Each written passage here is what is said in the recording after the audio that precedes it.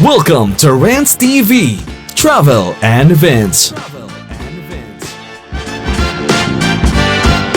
Hi guys, nandito po tayo ngayon sa Manila. Please samahan niyo po akong mag-update dito sa Binondo Canal Bridge and Chinese Pagoda Temple Project.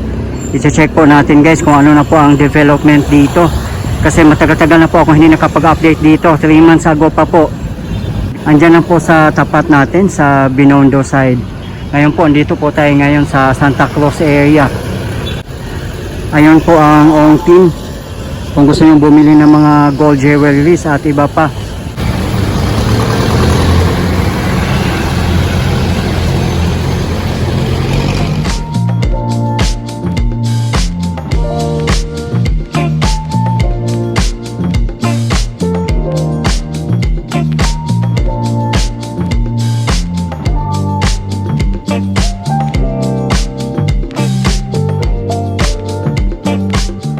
At dito po na side ang Santa Cruz Church.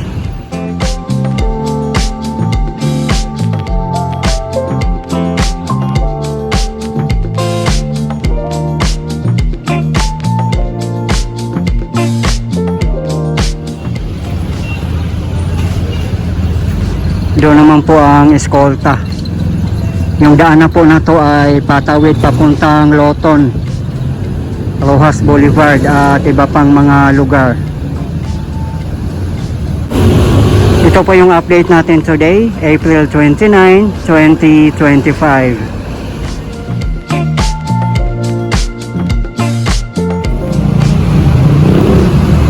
Dito po tayo sa Plaza Santa Cruz, Dasmariñas Street. Ayan lang po. Ayan na po sa tapat natin ang project.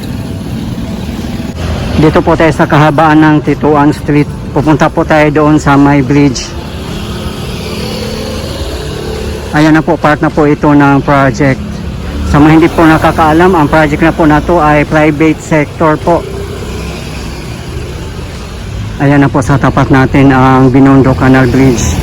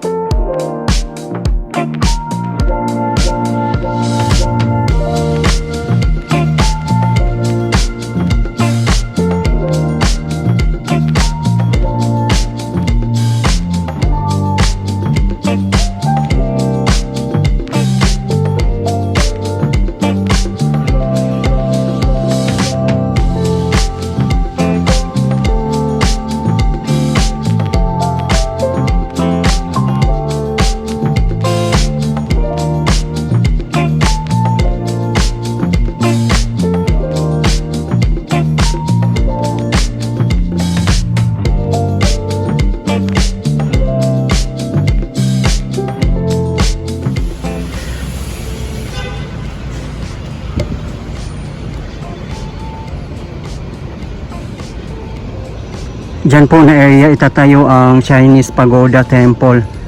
As of this moment po, wala pa pong nakatayo, same as before.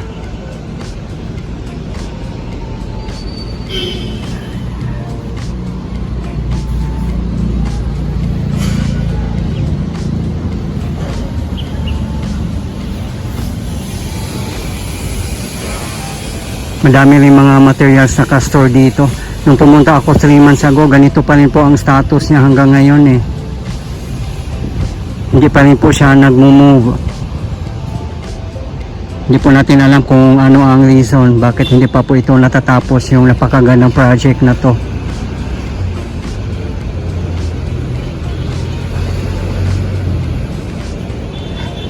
Ayan lang po ang kahabaan ng Tituan Street.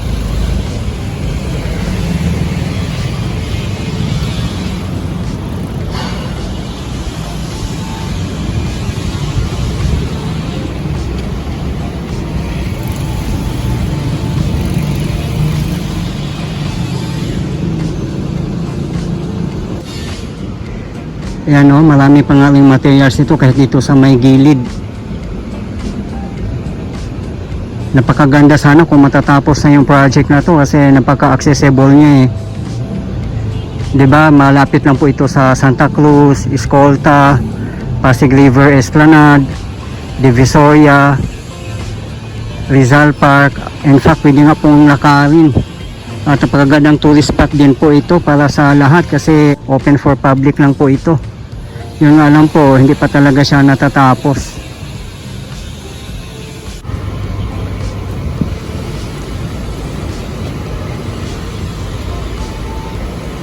Diyan na po ang Dasmariñas Bridge. Ayan po, diyan po tayo galing kanina. At doon naman po ang Santa Cruz Church at Ongpin. Kabilang street po nito ay Ongpin na po sa tapat po natin.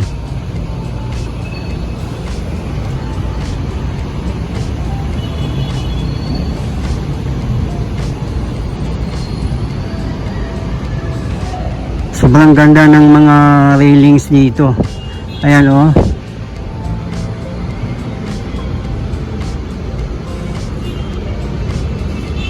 Doon po na area ang Divisoria kung didiretsuhin po natin.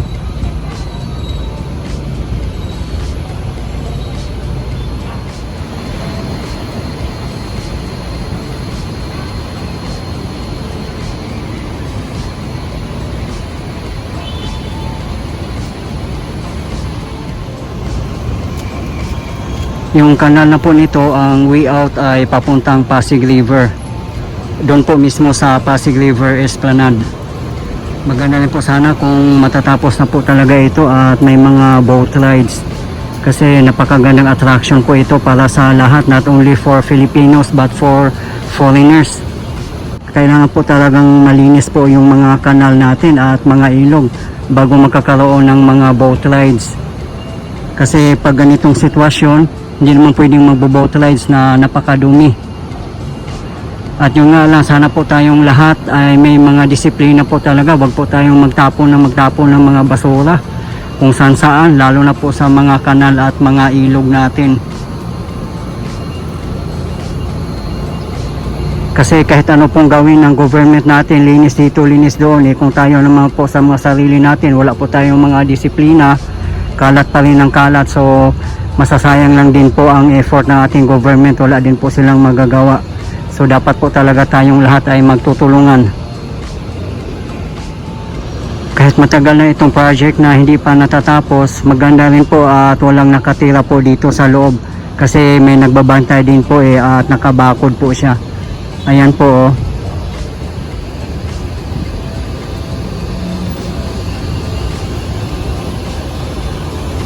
Kaya walang mga street dwellers po dito. Bantay sarado po siya. Tara guys, samahan nyo po akong mamasyal sa may eskolta na napakaganda po. Makikita nyo po doon ang ibang mga buildings na natitira noong World War II. Malapit lang po dito. Diyan lang po sa tapat natin. Dito na po tayo sa kahabaan ng Dasmariñas Street. Doon sa kabilang street po tapat natin ang eskolta.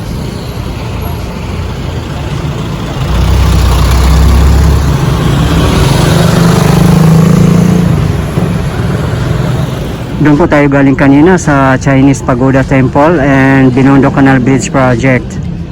At karugtong nga po itong kanal na to, meron pong pumping station. Ayan po as you can see. At yung street naman po nito ay Banquero Street. Palabas po ito ng Pasig River. Yan na po sa bandang unahan ang Pasig River Esplanade. Grabe pala ang dumi ng kanal dito guys oh.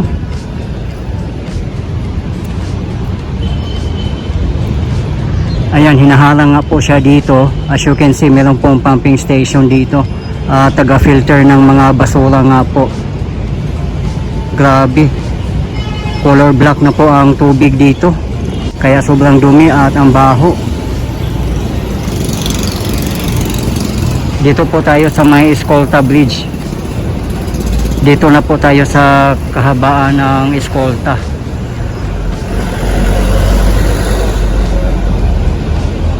Samahan niyo po ako mamasyal dito guys sa kahabaan ng Escolta at ipapakita ko po sa inyo ang ilang mga famous building na natira noong World War II. Ayan lang po ang Santa Cruz Church. Diyan lang po ang Carriedo Station. Diyan sa may tapat ng Plaza Fair.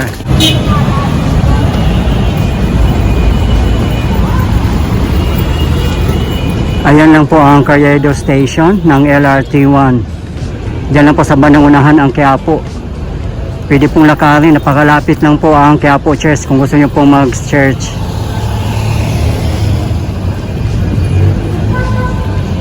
Yan, may park po dito na maganda. Sinasara nga po dito para po siguro ma-maintain ang kalinisan or kung anumang reason nila kung bakit sarado po yan. At ito po yung sa tapat natin ang napakagandang building na Don Roman Santos. Gusaling Roman R. Santos. Sa puok na ito, itinayo ang gusali na inokupahan ng Caja Ahorros y Monte de Piedad mula noong 1894 hanggang 1937. Nabili at pinalaki ng Consolidated Investment Corporation at muling ipinagbili sa Hacienda Magdalena noong 1944. Naging paggamutan ng Cruz na Pula ng Amerika 1945 to 1947. Binili ni Roman R. Santos noong 1955 at inokupahan ng Prudential Bank and Trust Company at mga tanggapang pangkalakal. Ang muling pagsasaayos ay natapos noong 1957. Abandon na nga po yan siya ngayon at napakaganda po ng architectural design niya. Sana po ma-restore yan guys, no, o i-convert nila kung ano man. Kasi napakasayang po eh. At ito po sa tapat natin ang Regina Building.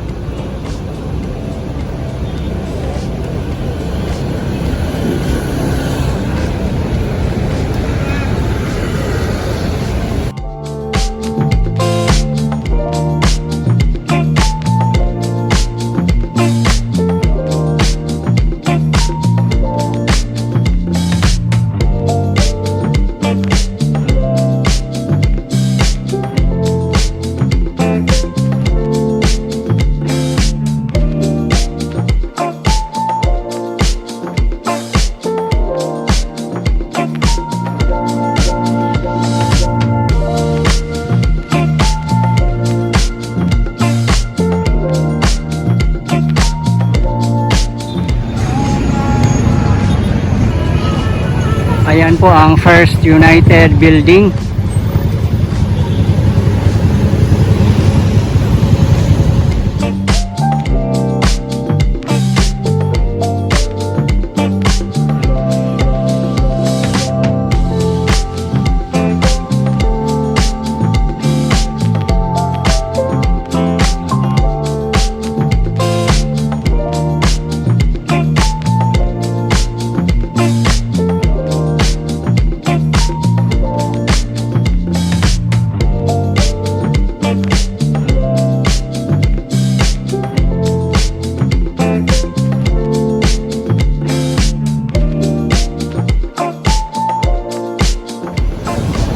Grabe yung kahabaan ng eskolta, tad-tad din ng parking. As you can see, both sides may nakapark. Kaya may hirapan na po ang mga motorist dadaan po dito kasi napakasikip na po. Yan naman po ay Burke Building.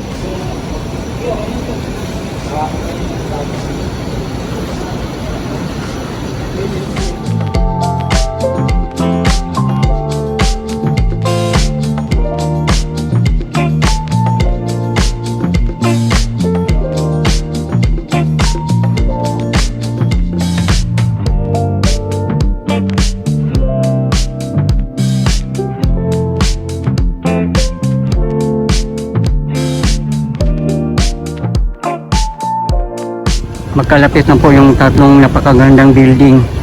Regina Building, ito po. Ito po yung First United Building. At ito po ang Burke Building.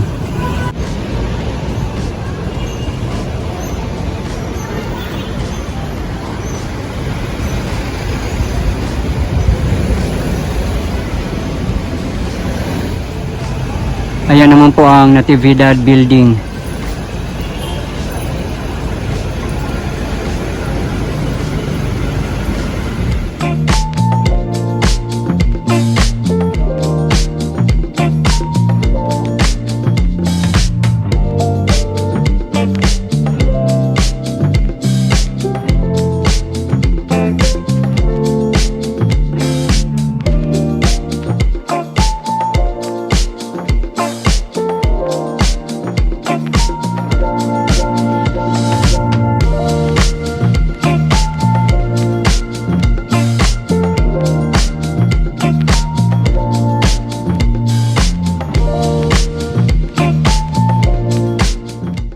Papasilip ko po sa inyo ang Plaza Yuchenko na napakalapit lang po. Ayan lang po oh. Ang tapat po ng Plaza Yuchenko ay Pasig River Esplanade.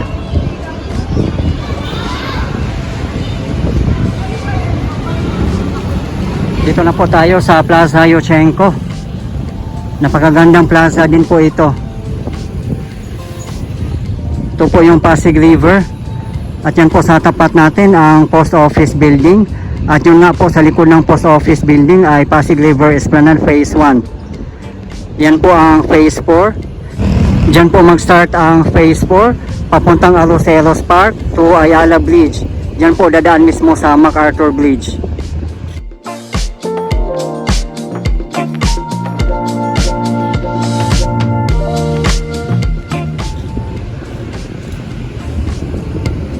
Grabe sa ngayon guys, oh, sobrang daming basurang nakalutang dito.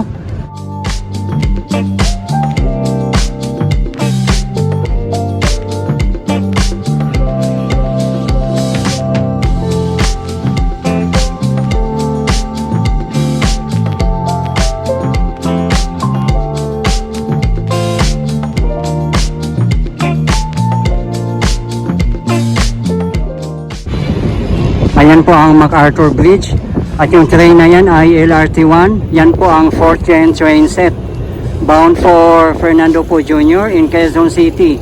Yan po ang pinakamagandang train ng LRT1. Napakabilis pong tumakbo niyan. Grabe.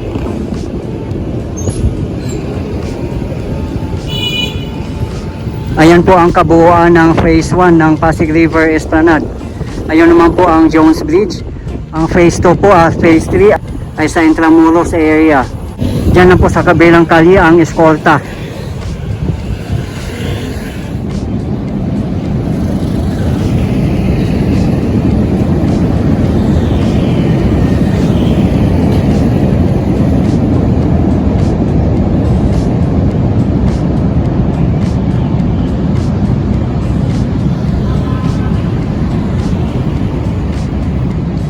Ayan naman po ang Calvo Building.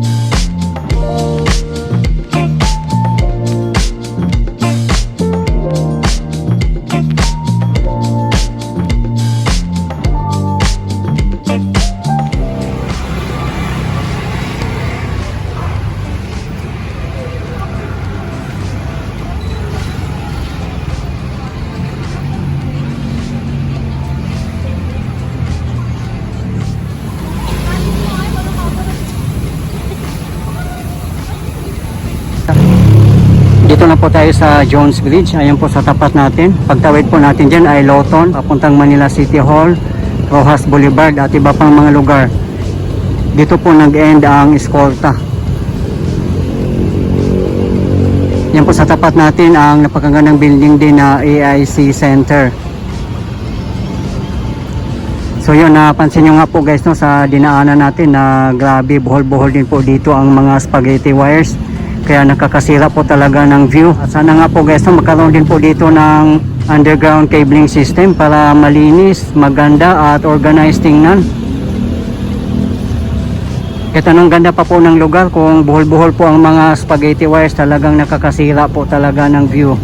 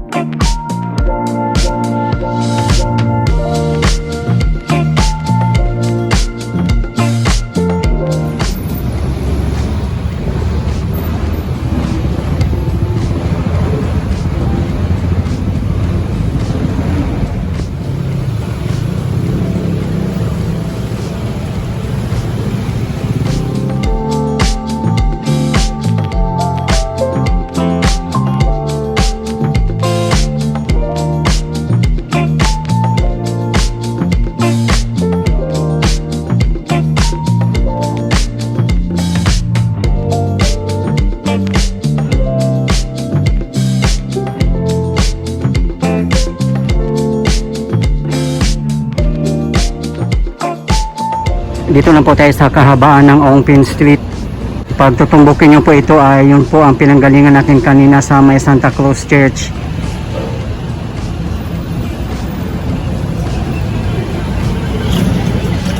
Diyan naman po sa tapat natin ang Juan Luna Street, papuntang Divisoria, Tayuman, Lucky Chinatown.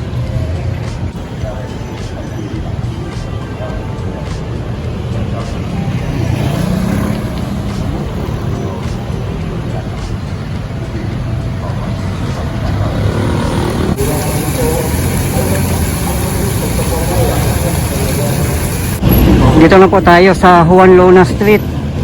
Kung didiretsuhan po yan ay papuntang Pasig River Esplanade or Samuelia Industrial Street.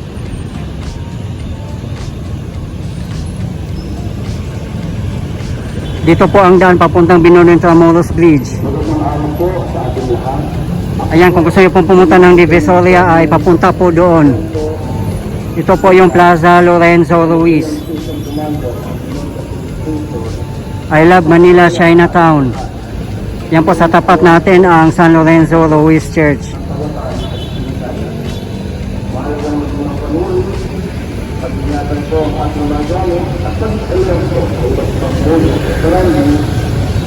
Ayan po ang kahabaan ng Ongpin Street.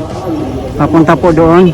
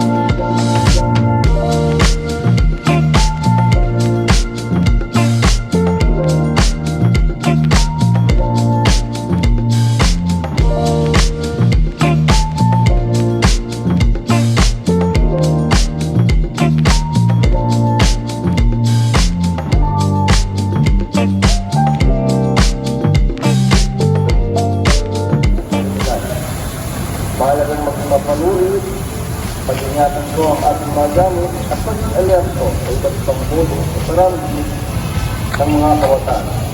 Maraming paraan ginagamit sa mga masamang loob upang makapanloko at makapaglakaw.